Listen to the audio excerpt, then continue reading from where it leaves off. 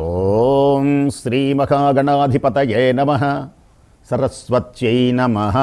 శ్రీ గురుభ్యో నమః. హరి ఓం. లక్ష్మీనారాయణుని దివ్యచరణారవిందములకు శతసహస్ర కోటి ప్రణామములు సమర్పిస్తూ శ్రీదేవి వైభవమునందు అష్టలక్ష్మి అమ్మవారి యొక్క వైభవాన్ని తెలుసుకుంటూ ఉన్నాం.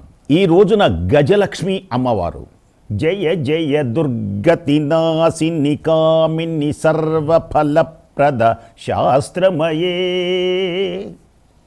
జయ జయ దుర్గతి నాశిని కామిని సర్వఫలప్రద శాస్త్రమయే. హరిహర బ్రహ్మ సుపూజిత సేవిత తాప నివారిణి పాదయుతే.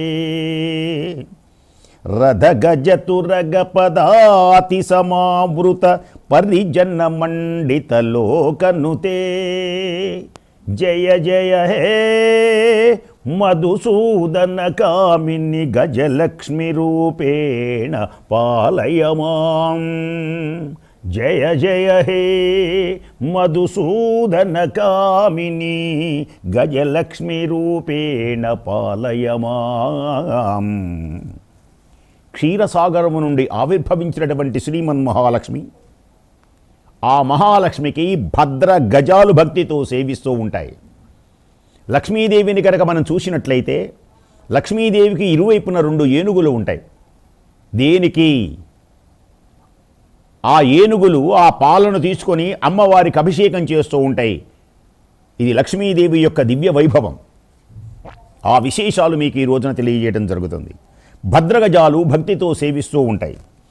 దిగ్గజాలు తల్లికి సకల తీర్థములలో ఉన్నటువంటి జలములన్నీ తీసుకొని వచ్చి అమ్మవారికి అభిషేకం చేసేటువంటి పుణ్య దివ్య మహోన్నతమైనటువంటి దృశ్యమే అదిగో ఏనుగులతో అత్యద్భుతమైనటువంటి రీతితో అమ్మవారికి అభిషేకం జరుగుతూ ఉంటుంది. ఇదే చిత్రపటాలలో మనం చూస్తూ ఉంటాం. లక్ష్మీదేవి మధ్యలో ఉండగా అటు ఇటు అత్యద్భుత శక్తివంతమైనటువంటి ఏనుగులు అమ్మవారికి అభిషేకం చేసే సుందర దృశ్యాన్ని చూడండి. అమ్మవారికి ఏనుగులు సమస్తమైనటువంటి సకల తీర్థములలో ఆ దిగ్గజాలు ఆ తల్లికి పవిత్రమైనటువంటి జలములతో అభిషేకం చేస్తూ ఉంటాయి. క్షీరాబ్ధి కన్యగా అవతరించినటువంటి తల్లిని శ్రీ మహాలక్ష్మిని దిగ్గజాలు సేవించి అందుకునేటువంటి వేళలలో ఆమెను గజలక్ష్మి అని పిలుస్తారు. దిగ్గజాలు తీసుకొని వచ్చేటువంటి ఆ అభిషేక జలాలతో ఆమెను అభిషేకం చేస్తూ ఉంటే చివరకు పాల సముద్రంలో ఉన్నటువంటి పాలను కూడా తీసుకొని వచ్చి అమ్మవారికి తమ తొండములతో అభిషేకం చేస్తూ ఉంటే ఆమెను గజలక్ష్మి